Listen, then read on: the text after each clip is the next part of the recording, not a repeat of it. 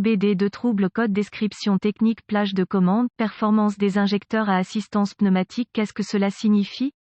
Ce code de diagnostic DTC est un code générique de groupe motopropulseur, ce qui signifie qu'il s'applique aux véhicules équipés d'OBD2 qui ont un injecteur de carburant à assistance pneumatique. Les marques de véhicules peuvent inclure Sensi Limited, Subaru, Jaguar, Chevy, Dodge, VW, Toyota, Honda, etc., mais n'apparaissent principalement que sur les véhicules Subaru et Jaguar. Bien que génériques, les étapes de réparation spécifiques peuvent varier selon la marque, le modèle, le moteur. L'injecteur assisté par air est similaire à un injecteur de carburant normal, tout comme son nom l'indique, il utilise l'air pour aider à atomiser le carburant qui est injecté, pulvérisé. Dans la plupart des cas, cet injecteur particulier est utilisé pour aider au démarrage à froid. Lorsque votre moteur est froid, il nécessite un mélange air-carburant plus riche, plus de carburant. Pour démarrer, l'atomisation qui se produit lorsque de l'air est introduit dans un injecteur normal est souhaitée simplement parce qu'elle facilite une pulvérisation plus uniformément répartie. Cela est important car, de manière générale,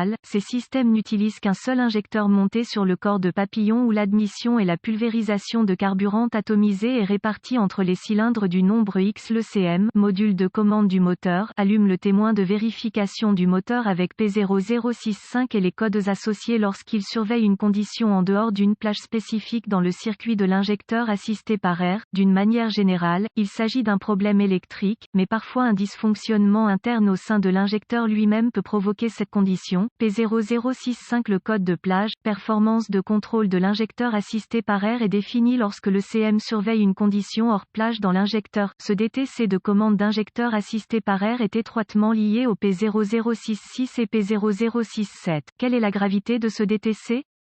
Je dirais que la gravité de ce code est modérée à faible. En effet, cela n'affectera pas les performances globales du moteur à une température de fonctionnement normale. Cela étant dit, il faudra éventuellement y remédier, car des démarrages à froid constant avec un mélange éventuellement pauvre pourraient causer de graves dommages à long terme. Quels sont certains des symptômes du code? Les symptômes d'un code de moteur P0065 peuvent inclure difficile de démarrer lorsque le moteur est froid, fumeur, performance médiocre à froid, mauvais fonctionnement du moteur, mauvaise consommation de carburant. Quelles sont certaines des causes courantes du code? Les causes de ce code peuvent inclure faisceau de câblage cassé ou endommagé, fuite de vide dans l'injecteur ou dans les flexibles, collier fusible, relais défectueux, injecteur de carburant à assistance pneumatique défectueux, problème de CM, problème de broche, connecteur, par exemple, corrosion, surchauffe, etc. Quelles sont les étapes de dépannage?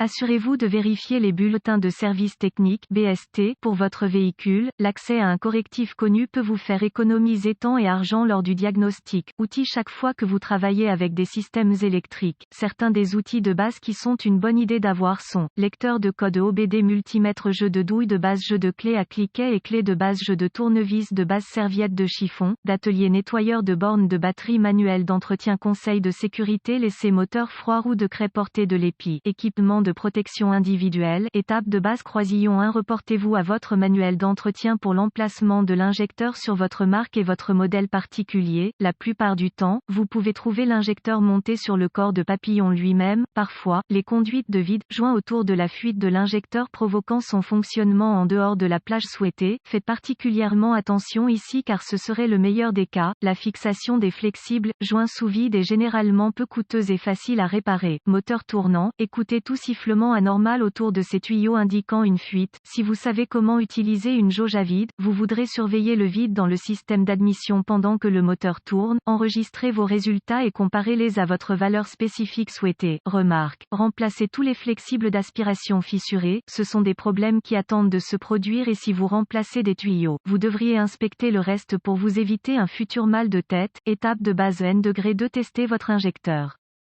Les valeurs électriques souhaitées dans l'injecteur varient fortement entre les marques et les modèles, mais reportez-vous à votre manuel d'entretien pour les spécifications. Cela impliquera très probablement l'utilisation de votre multimètre pour mesurer la résistance entre les broches électriques de l'injecteur. Remarque. Utilisez toujours des connecteurs de fils multimètre appropriés lors du test des broches. Connecteurs. Trop souvent, les techniciens plient les broches lors des tests de composants électriques, ce qui provoque des problèmes intermittents difficiles à diagnostiquer. Faites attention. Conseil de base N°3 localiser le connecteur électrique sur l'injecteur, inspecter la corrosion ou les défauts présents, réparer ou remplacer si nécessaire. Étant donné l'emplacement de l'injecteur, le harnais peut être acheminé autour de certaines zones étroites où des frottements peuvent se produire. Assurez-vous que le harnais et les fils sont en bon état et sont correctement fixés. Remarque. Assurez-vous de déconnecter la batterie avant d'effectuer toute réparation électrique. Étape de base N°4 tester le circuit de l'injecteur. Vous pourrez peut-être déconnecter le connecteur de l'injecteur lui-même et l'autre extrémité de l'ECM. Si cela est possible et facile dans votre cas, vous pouvez vous assurer que vous obtenez une continuité dans les fils dans le circuit. Généralement, vous utiliserez un multimètre et testerez la résistance dans le circuit particulier. Un autre test que vous pourriez faire est un test de chute de tension. Il déterminera l'intégrité du fil. Étape de base N°5 selon les capacités de votre outil d'analyse. Vous pourrez peut-être surveiller le fonctionnement de l'injecteur assisté par air pendant que le véhicule roule. Si vous pouvez surveiller les valeurs réelles et les comparer aux valeurs souhaitées spécifiques, cela pourrait vous aider à déterminer ce qui se passe.